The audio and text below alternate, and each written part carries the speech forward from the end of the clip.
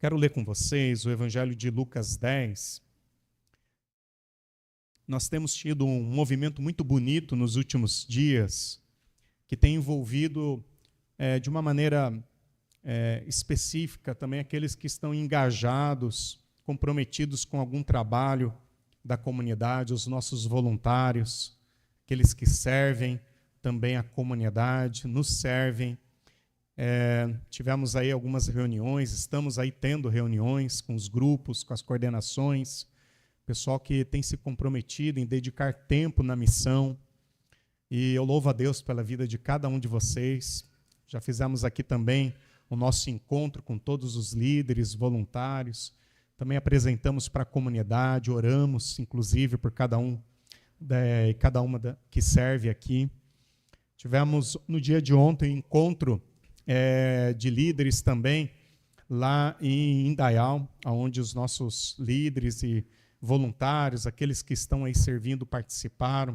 O conselho da comunidade foi em peso para lá, estávamos em 20 pessoas, foi muito especial. E quando você ouve falar de pessoas que servem, seja aqui na comunidade ou em outros lugares, eu não quero que você fique pensando, eles e eu, né? Pois é, o que eu faço? E eu, o que eu faço? Não tenho feito nada na comunidade. Claro que trabalhar para Jesus não significa você ter um cargo na comunidade. Significa você entender o que significa ser discípulo de Jesus. E hoje eu quero refletir com vocês isso. Você tem entendido, ou já entendeu, o que significa ser discípulo de Jesus? Que quando Jesus, ao se importar com cada pessoa, também nas suas necessidades, ele não olha essas pessoas como vítimas. Jesus, ele olha para cada ser humano, por mais difícil que esteja sendo a vida daquele ser humano, muitas vezes é encontrado por Jesus numa situação muito difícil, e talvez seja o seu caso hoje aqui, né? Você está numa situação difícil e Jesus te encontrou, ou está tendo um encontro contigo. Jesus, ele encontra pessoas em situações bem difíceis. E sabe o que ele faz? Ele salva elas.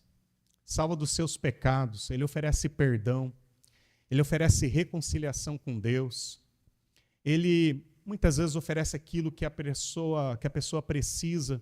Às vezes, uma cura, um conforto, um abraço, uma atenção. Mas não fica nisso. O que é rico em Jesus é que ele não está oferecendo apenas às pessoas um cuidado e seguindo adiante. Ele não oferece para as pessoas um bem, uma barganha e vai adiante. Jesus, ele se importa mais do que isso, do que a pessoa pode receber dele. Jesus, ele convida cada pessoa a fazer parte da sua missão. Eu não sei se você já ouviu algo assim, de forma tão direta, mas eu quero dizer para cada um de vocês aqui, crianças, bom, as crianças estão lá em cima, mas os nossos jovens, os nossos adultos, os nossos irmãos idosos, cada um de vocês, Jesus, ele se importa com a sua vida, ele cuida de ti, mas ele também te chama para um compromisso com a sua missão. Veja, eu queria que você entendesse isso. Jesus te chama não apenas para segui-lo, mas também para servi-lo. Não apenas para servi-lo, mas também segui-lo. Mas ele te chama. Você tem um lugar no projeto de Deus. Ele conta contigo. Ele conta com o trabalho de suas mãos. Ele conta com a caminhada que você pode ter neste mundo, testemunhando daquilo que ele tem feito na sua vida. E se você talvez pense assim hoje, mas eu não sei o que ele já fez na minha vida, então preste atenção, porque ele tem feito coisas bonitas na sua vida. E se você não tem percebido isso, ele está disposto a mostrar que isso pode ser uma realidade bem perceptível por você. Então, aqui no Evangelho de Lucas, capítulo 10, é um texto onde Jesus ele pega pessoas que foram transformadas ou que estão em processos de transformação por justamente caminhar com ele, pessoas que têm experimentado do seu amor e da sua graça, Gente simples, tá? É gente simples, pessoal. Não é gente assim que foi fazer um doutorado para poder agora se comprometer num projeto de Jesus. Não, é gente que entendeu o evangelho, a notícia do amor, do perdão. E ele pega essas pessoas e envia elas. E eu quero que você preste atenção na forma como Jesus lida com esse processo de envolver pessoas no seu projeto de missão e como ele cuida dessas pessoas, ou como ele continua cuidando dessas pessoas. Então, Lucas 10 é o nosso texto. Eu vou ler com vocês alguns versículos deste capítulo do envio dos 72 discípulos. Diz assim: depois disso, o Senhor escolheu outros 72 discípulos e os enviou adiante, olha só, 2 a 2, às cidades e aos lugares que ele planejava visitar. Percebe? Ele manda em companhia um do outro, e ele manda para lugar onde ele tinha um planejamento. Jesus planejava as coisas, e ele envia para lugares aonde ele tinha interesse de ir. Ele não pode estar, mas ele envia representantes. Olha só, Jesus, ele deseja visitar lugares, e não significa que o fato de ele não ir lá pessoalmente, outros não possam ir representando ele. Preste atenção nisso.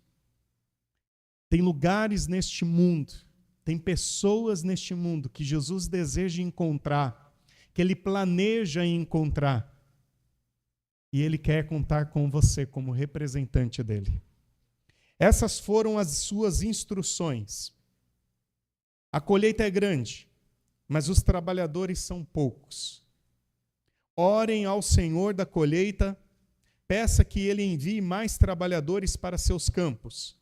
Agora vão e lembre-se de que eu os envio como cordeiros no meio de lobos. Ô Jesus, é desse jeito, é? É. Ele é bem realista. Vocês não vão para um resort, tá? Vocês vão para no meio de lobos e vocês vão como cordeiros. Não levem dinheiro algum, nem bolsa de viagem, nem um par de sandálias extras. E não se detenham para cumprimentar ninguém pelo caminho. Não levem nem bolsa de viagem. E as mulheres devem estar pensando, mas nem aquela menorzinha? Não, né? Não. Depois a gente vai explicar o que Jesus está querendo dizer aqui. Quando entrarem numa casa, digam primeiro que a paz de Deus esteja nessa casa. Se os que vivem ali forem gente de paz, a bênção permanecerá. Se não forem, a bênção voltará a vocês. Permaneçam naquela casa e comam e bebam o que lhes derem, pois quem trabalha merece seu salário. Não fiquem mudando de casa em casa.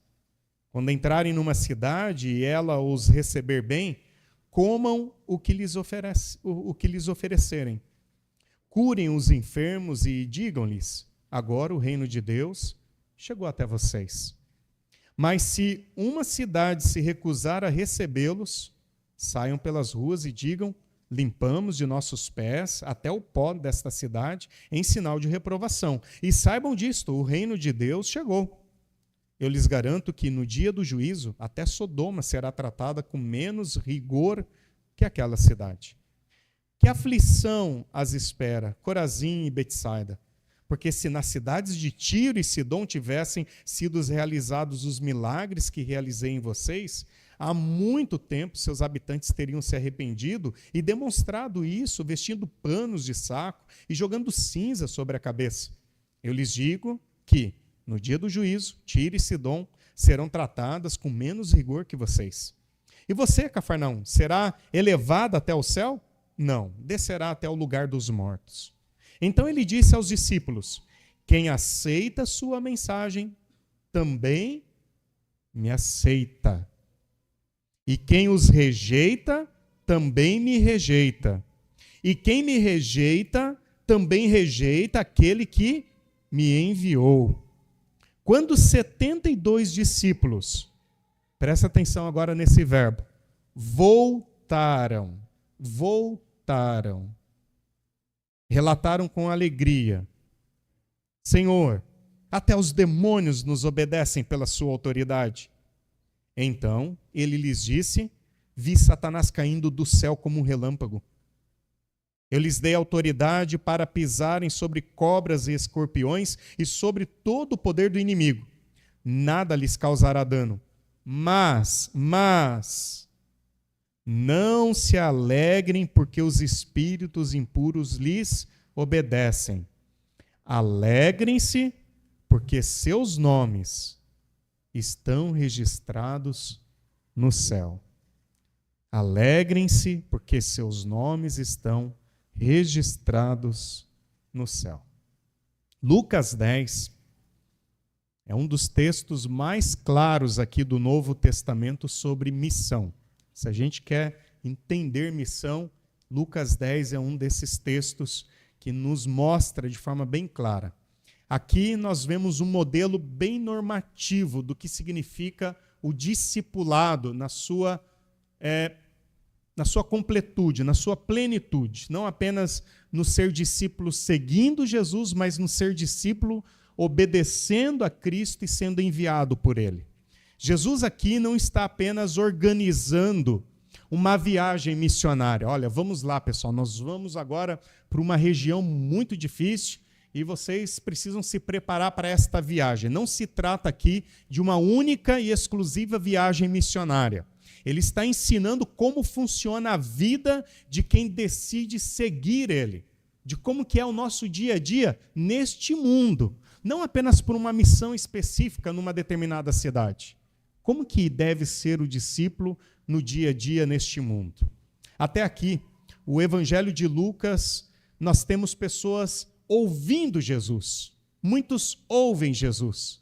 E ouvem Jesus. E Jesus fala e ensina. Mas agora, olha só, ele está começando a enviar pessoas. Pessoas ouviram ele, mas agora pessoas estão sendo enviadas por Jesus. E isso revela algo muito essencial do que significa ser comunidade, tá, gente?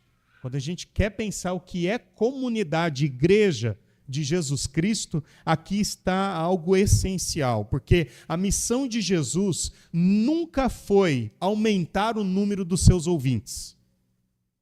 Lembre-se disso. Jesus nunca teve como propósito aumentar o número de ouvintes. Ele sempre teve como missão multiplicar comunicadores do Evangelho. Tá? Ele não deseja uma igreja que apenas ouve.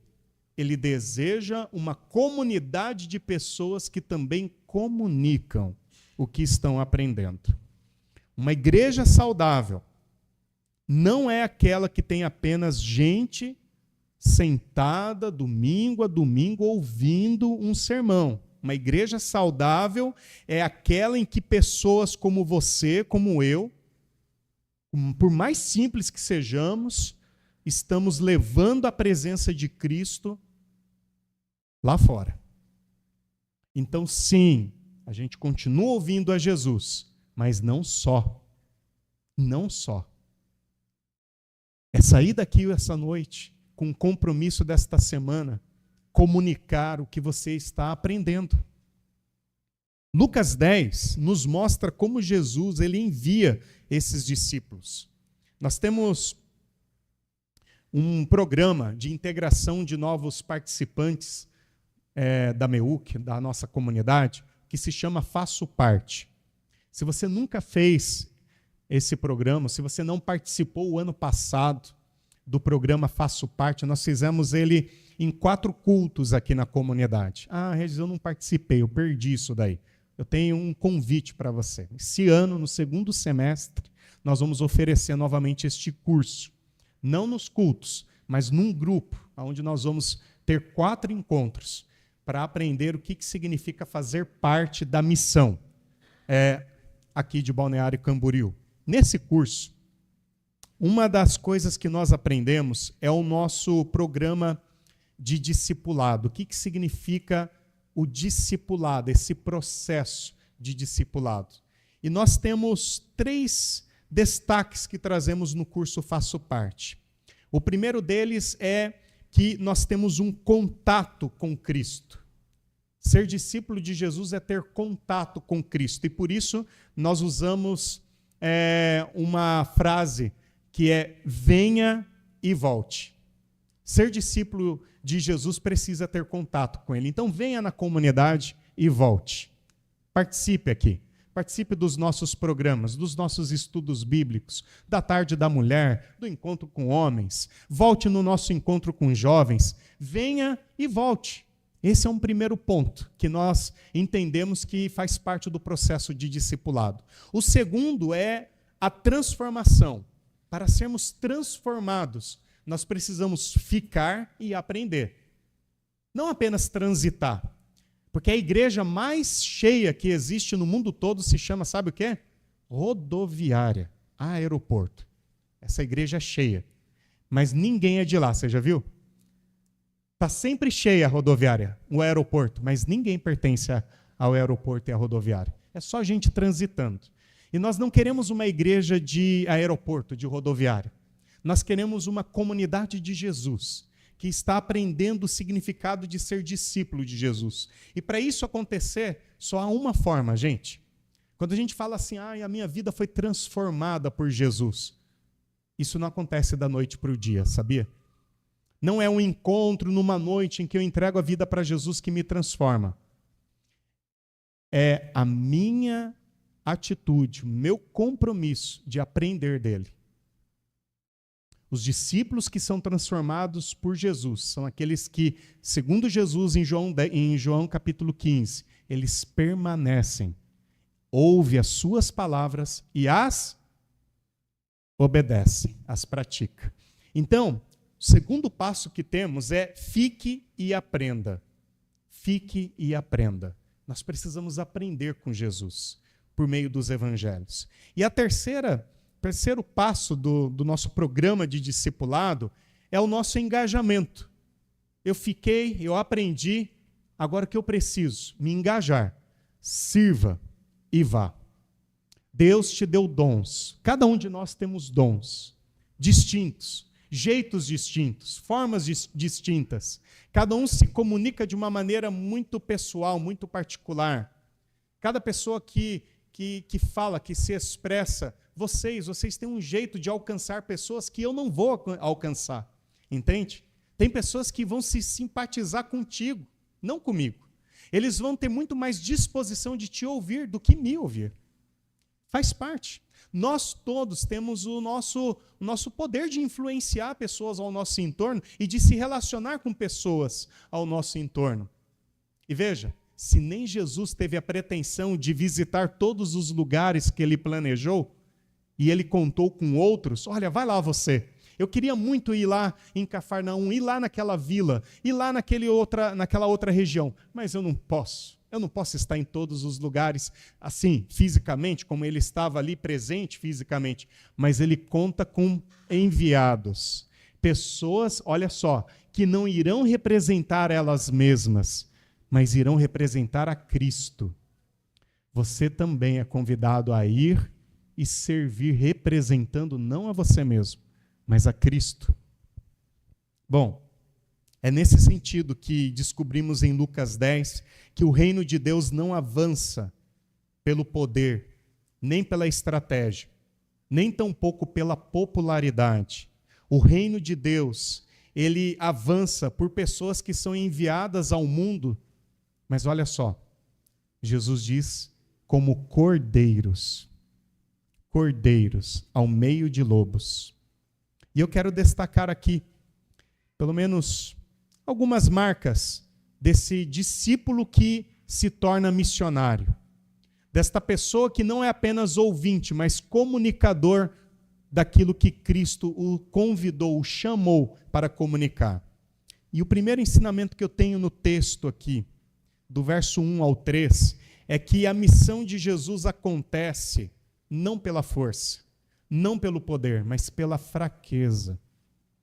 Olha que interessante, no mundo onde as pessoas, as grandes empresas, estão aí preocupadas em contratar gente forte, capacitada, habilitada, gente que fez MBA e tudo que tem direito, e vamos lá e vamos contar com gente que tem capacidade. Jesus, ele chama gente que é fraco, que é fraca. Gente que está disposta a agir pela fraqueza, inclusive.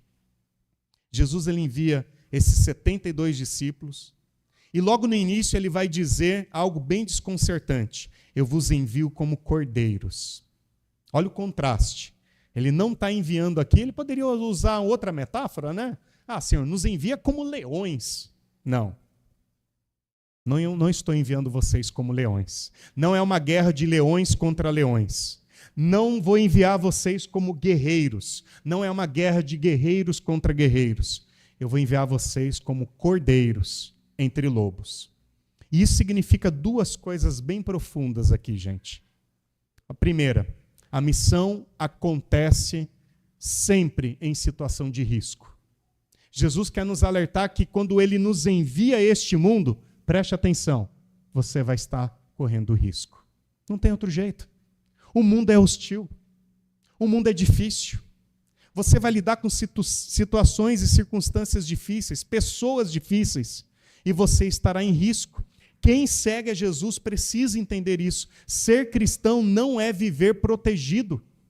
Não sei se você ouviu isso em algum lugar, mas se você ouviu, esquece. Isso é um equívoco. Nós não vamos viver neste mundo protegidos por uma bolha protetora, um campo de força protetor de Deus, sendo privados de receber injúrias, de sofrermos apedrejamento, de sofrermos perseguições. Não estamos. Não estamos imunes a isso, não. Ser cristão é viver exposto, totalmente exposto. O discípulo entra em ambientes hostis. Nós entramos em ambientes hostis, seja a cultura, que não compartilha da mesma fé, seja as realidades onde o evangelho nem sempre é bem recebido. A gente é enviado entre lobos, e isso significa viver sem controle das circunstâncias. Todas as vezes que os discípulos tinham desejo e interesse de ter algum controle da circunstância, Jesus frustrava eles. Não tem. Nem ele tinha. E ele nunca enganou os discípulos a esse respeito. Senhor, até o Senhor não tem controle de todas as circunstâncias? Não. Eu não vim exercer controle no mundo. Eu vim cumprir a vontade do Pai. São coisas bem diferentes, tá, gente? Na perspectiva dos discípulos, quem sabe Jesus como Messias, ele iria tomar o poder de Roma. E Jesus não fez isso. Ele ficou vulnerável ao poder de Roma. E aí? Mas há algo mais profundo aqui. O cordeiro não vence pela força, o cordeiro vence pelo amor.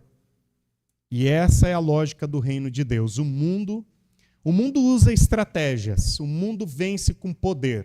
O mundo vence com influência. A gente vê que o mundo hoje em dia parece que é dos influencers, né? Gente que é rica e poderosa é influencer. Mas Jesus, ele não usa esses recursos. Jesus, ele vence numa cruz. Jesus, ele vence uma prova de amor, aonde o amor mais poderoso é a exposição, inclusive, da própria violência. A cruz é a prova de que o amor, inclusive, é mais poderoso do que a força. Por isso a missão não é feita com imposição. A missão é feita com entrega. Se você quer ser um discípulo de Jesus neste mundo, você precisa estar comprometido com entrega. Jesus, a minha vida está em tuas mãos e eu me coloco em obediência a teu serviço. Porque o evangelho não vai avançar pela espada. Não vai, tá, gente? Não vai. Nós não precisamos de espada para avançar o evangelho. Nós não precisamos comprar brigas que não são as nossas para avançarmos. Nós só precisamos testemunhar a Cristo, tendo uma vida entregue a Ele. Uma outra lição que eu tenho aqui, olhando para os versos 4 a 9, é que a missão de Jesus acontece na simplicidade da confiança. Porque Jesus ele continua dizendo algo bem radical aqui. Vocês não devem levar bolsa, nem alforje, nem sandálias. E isso aqui não é um manual logístico, tá?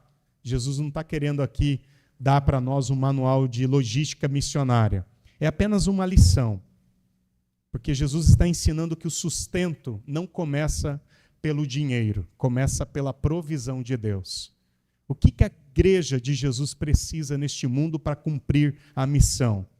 Os discípulos são agora ensinados por Cristo que o sucesso do reino de Deus não vem dos recursos humanos, mas sim da fidelidade de Deus. Ah, nós não temos nada. Ontem nós ouvimos isso, né? Ontem nós ouvimos isso lá no encontro de líderes. Quando a gente fica ali olhando para aquilo que a gente não tem. Ah, mas a gente não tem isso, não tem aquilo, não temos estrutura, não temos dinheiro. E Jesus aqui ele não dá uma orientação do que os discípulos precisam ter para fazer. Não, ele envia. Aliás, Jesus vai enviar, e além de não dizer para os discípulos o que eles têm que ter, Jesus diz o que eles não têm que ter. Quer dizer, se eu pensava em ter alguma coisa para fazer algo para Jesus, Jesus vem e fala para mim assim, ó, daqui. Então, Jesus, pelo menos a bolsa, daqui. A necessaire, daqui. Minha garrafinha de água, da Stanley, daqui. Você vai depender do Senhor. Tá, é uma metáfora, tá, gente? Vamos entender assim. Porque Jesus ele está querendo mudar a nossa mentalidade de achar que para servi-lo nós precisamos ser. Não, nós precisamos viver com Cristo, com fidelidade. E isso confronta esta mentalidade de achar que nós precisamos de estrutura, de planejamento, de recursos, de segurança. Seu Milton, um senhor de 80 anos, lá em São Gabriel do Oeste, a gente lá falando com ele sobre o projeto missionário de São Gabriel do Oeste, de um envio de um novo missionário, o que a gente precisa e como que temos que pensar. Aí o seu Milton resumiu a conversa lá falando assim, mas gente, eu nunca vi Jesus mandando gente para a FLT, para estudar teologia, a gente só precisa pregar o evangelho. Ele disse assim, não que ele é contra estudar teologia, não é disso, tá? Sabe, o que ele quis dizer ali é assim, enquanto às vezes a gente fica tão preso à estrutura, a jeitos, assim, não é que cada um de nós, isso o seu Milton quis dizer para os membros lá da sua comunidade, vocês, não é que todos nós vamos ter que estudar teologia para ser missionários, a gente só precisa compartilhar do evangelho que chegou até nós. E é isso. Claro que estudar é importante, claro que estrutura é importante, claro que se a gente tiver recurso é importante, mas a gente não pode depender destas coisas. Sabe por quê? Senão a gente nunca vai estar no ideal para fazer as coisas. Não, é enquanto vamos fazendo, Deus vai provendo. Jesus ensina que a missão começa na dependência, não é sobre controle, é sobre confiança. E depois ele diz algo muito curioso aqui no texto. Aqui é um parênteses, eu não quero me prender a esse ponto. Ele diz assim, não saudeis ninguém pelo caminho. Ele usa essa expressão. Não se detenham a cumprimentar ninguém pelo caminho. Olha que interessante. Isso significa que Jesus não está aqui dizendo para eles serem mal educados. É porque na cultura oriental, saudações podiam virar longas conversas sociais. Sabia disso? A pessoa dava aquela saudação, então, tudo bem, viu? Então, você viu o que aconteceu lá em Roma? Pois é, fiquei sabendo que imperador e tal. E daqui a pouco a conversa ia, e a pessoa se perdia pelo caminho. E aí Jesus orienta os discípulos, sabe o quê? Cuide com as distrações. Se Jesus vivesse no nosso tempo, ele ia dizer assim, gente, cuidado com o Instagram. Olha essas conversinhas aí no Instagram, é perda de tempo, se vocês ficarem muito tempo, olha, vai consumir, vocês vão ficar distraídos e vão deixar de exercer tempo para pregar o evangelho. Não fique com muita conversinha pelo caminho. Olha o que Jesus valoriza, gente. Não perca tempo com distrações. Quem foi enviado por Cristo precisa viver com foco espiritual. O reino é urgente demais para ser tratado com superficialidade. E ele vai dizer algo agora no 7-9 que tem muito mais sentido, muito mais profundidade. A missão de Jesus acontece não em conversinhas pelo caminho. A missão acontece ao redor da mesa. Sabe por quê? Você já teve relacionamentos profundos nas mídias sociais? Agora, e quando você almoça na casa de alguém? E quando você senta ao redor da mesa para compartilhar como que está a sua vida, enquanto come? Você conversa coisas profundas. E aqui Jesus vai dizer, permaneçam na mesma casa, comendo e bebendo do que eles tiverem. Jesus não está ensinando os discípulos a se folgar nas casas para comer e beber. Aqui existe uma teologia da mesa.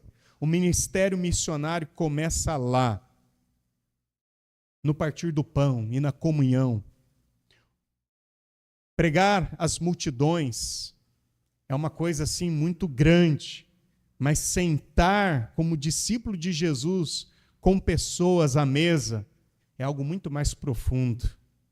Sabe, para a multidão, você está ali pregando, quantas pessoas você está alcançando, o que você está realmente aprofundando naquele diálogo. Mas numa mesa, surgem aquelas conversas muito mais importantes e interessantes. Você compartilha história, você cria vínculos. Nós abrimos o coração, porque a mesa é um lugar de relacionamento. É lá que Jesus deseja que estejamos com as pessoas. E o Evangelho caminha justamente pelos caminhos de relacionamento. Jesus fez isso o tempo todo, ensinando nas casas, comendo com pecadores. Ele transformava refeições em encontros de graça. Porque é ali que há a profundidade. É na mesa que as coisas acontecem. E hoje, inclusive hoje na Santa Ceia, nós estamos sendo lembrados de que Jesus não nos deixou um sermão. Ele nos deixou uma mesa. Ele nos deixou o ensino de uma mesa, de um partir do pão, de um beber o suco juntos, beber do vinho juntos, de comer o pão, de partilhar, de poder olhar nos olhos, de partilhar a mesa e conversar. Porque a comunhão é parte da missão. A missão de Jesus exige de nós também maturidade, porque nós precisamos aprender a lidar com rejeição, tá? Gente, a missão de Jesus é difícil de ser cumprida com gente imatura, mas isso não significa que ele não chama gente imatura. Ele chama, mas ele deseja nos colocar num processo de maturidade, para que a gente saiba lidar com processos de rejeição, porque se tem uma coisa que vai ser inevitável, é sermos rejeitados. Porque a mensagem vai correr o risco de não ser recebida, e nós também. Nem todos vão ouvir, nem todos vão aceitar, nem todos vão celebrar o Evangelho. E Jesus ensina algo importante aqui. Não leve isso para o lado pessoal. Não leve isso para o lado pessoal. Poxa, eu perdi meu tempo, eu fui lá, falei com aquela pessoa, expliquei o Evangelho, me tornei amigo dele, dela, e ela nem deu a bola, agora virou as costas, não querem mais saber de mim. Não é contigo o problema. Não leve para o lado pessoal. Não desanime se pessoas te rejeitam e te ignoram. O texto diz, quem vos ouve, ouve a mim.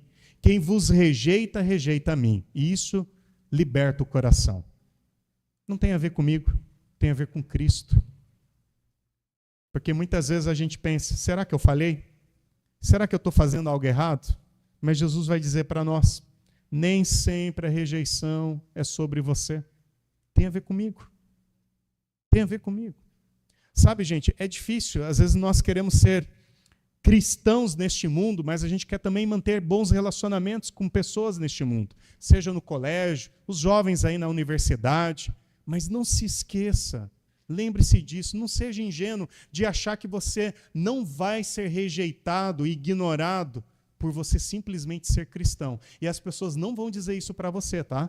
Olha, eu não estou nem aí para que você está falando porque você é um cristão, tá? Não, elas vão fazer isso com muita sutileza, Porque em algum momento você vai brilhar a luz de Cristo. Você vai deixar claro que você é um cristão. E sabe, vai ter pessoas que vão querer pisar no teu pé só por isso. Vão querer te prejudicar, vão te rejeitar. E se você levar para o lado pessoal, daqui a pouco você está prostrado no mundo. E sabe o que Jesus quer te dizer? Não fique prostrado no mundo, não. Não é você que eles estão rejeitando, é a mim. Não é sobre você. É sobre o Cristo que habita em você. Será que estamos dispostos a isso? No mundo que oferece de forma tão tentadora, né, o fato de você ser uma pessoa influente, aceita, benquista em todos os ambientes e lugares, no mundo que valoriza tanto a aceitação pessoal, será que você está disposto a pagar esse preço de ser rejeitado por ser cristão? Será que você está disposto lá no Instagram ver pessoas deixando de te seguir porque você finalmente postou um versículo bíblico no teu stories? Será? Ou você vai pensar assim, não, eu não vou deixar Cristo aparecer muito em mim, porque, sabe, vai que pessoas deixam de... Cuidado. Olha só o que Jesus diz. Quem rejeita a mim, sofrerá consequências disso. É sobre a mensagem. O discípulo precisa aprender a lidar com frustração. E eu termino dizendo que a missão só permanece saudável quando nós voltamos. E aqui é um ponto importante que eu quero dizer para vocês. Jesus, ele envia, e o versículo, os versículos finais vão mostrar os discípulos fazendo algo muito importante. Voltaram. O texto termina dizendo que os discípulos voltaram. E isso diz muito, porque eles foram, mas eles voltaram para Jesus. Porque existe um perigo muito grande de a gente ir para a missão e não voltar mais. Existe um perigo muito grande de a gente gostar deste negócio de servir, de fazer e de firmar a nossa identidade nisso, de ser notado pelas pessoas por conta disso e de falarmos assim, tá bom aqui, né? Poxa, os demônios se submetem, a gente está curando, a gente está fazendo um monte de coisa, eu estou me sentindo muito útil nesse negócio aqui. E o negócio é ficar por aqui mesmo. Não, volte. Volte. Por quê? Porque gente que não volta para o secreto, para a intimidade com Cristo e com a sua palavra, morre no serviço. Morre no serviço. Morre na atividade, no ativismo, na correria, no burnout. E pouco a pouco, a obra de Deus começa a ser feita muito mais pela força humana do que pela vontade de Deus. E isso é um perigo. Quando nós achamos que a obra de Deus é feita pela força das minhas mãos e não pelo milagre do Senhor. Os discípulos estavam animados, porque os demônios estavam até se submetendo a eles, e Jesus vai dizer, não se alegre porque os espíritos se submetem a vocês, mas porque os seus nomes estão escritos nos céus. O que deve nos alegrar é aquilo que nós não temos competência de fazer. O que deve nos alegrar é aquilo que nós não temos competência de fazer. O nosso nome ser escrito no livro da vida. Porque quando a gente coloca a nossa alegria nas obras de nossas mãos, e a hora que as nossas mãos não produzirem mais? E esse dia vai chegar. E a hora que você estiver num leito de um hospital, aposentado, e aí? Quem eu sou? Quem é você? Pois é, a vida ficou sem graça, o que eu sou agora? Agora, quando nós voltamos para Deus, sabe qual é a promessa que a gente lembra ali? Que até gente idosa se alegra na presença de Deus e ainda dá fruto. Sabe o que o Salmo quer dizer? De falar de gente na velhice dando fruto? Ele está dizendo que gente que sempre volta para Deus nunca deixa de produzir. Porque pessoas que estão na presença de Deus produzem por intimidade, não pela força das mãos. E se você está na presença de Deus, quantas histórias a gente ouve de gente acamada no hospital dando bom testemunho de Jesus? É porque é assim. A força da missão não está nas nossas mãos, está na intimidade nossa com Deus. Jesus continua enviando pessoas, continua enviando você e eu. Ele continua chamando gente comum para levar a paz ao mundo. E talvez esta pergunta que o texto nos faz hoje seja uma pergunta muito simples para a gente poder prestar atenção aqui. Estamos satisfeitos em ouvir sobre Jesus? Ou estamos dispostos a sermos enviados por Jesus? Nos satisfazemos apenas em ouvi-lo? Ou nós estamos dispostos a representá-lo? Não na força das nossas mãos, mas na obediência à sua palavra. Porque o reino de Deus, ele cresce quando nós entendemos que somos cordeiros enviados a este mundo e a servir ele com amor. Quando discípulos confiam na provisão de Deus. Quando as mesas, as conversas íntimas e relacionais, aquelas que você conversa coisas tão profundas, você entra em detalhes da sua vida, o outro também. Que tal colocar uma intencionalidade missionária na vida desses amigos que você conhece tão bem lá fora? Que tal? Já parou para pensar que pessoas que fazem parte do teu vínculo relacional estão perdidas no relacionamento com Deus e que você pode ser usado pelo Senhor para a salvação chegar até esse coração, até essa vida, até essa casa? O mundo precisa de mais discípulos enviados a comunicar o evangelho da paz. Que o Senhor Jesus nos abençoe, nos ajuda a não sermos apenas ouvintes da palavra, mas mensageiros do evangelho. Amém? Quero convidar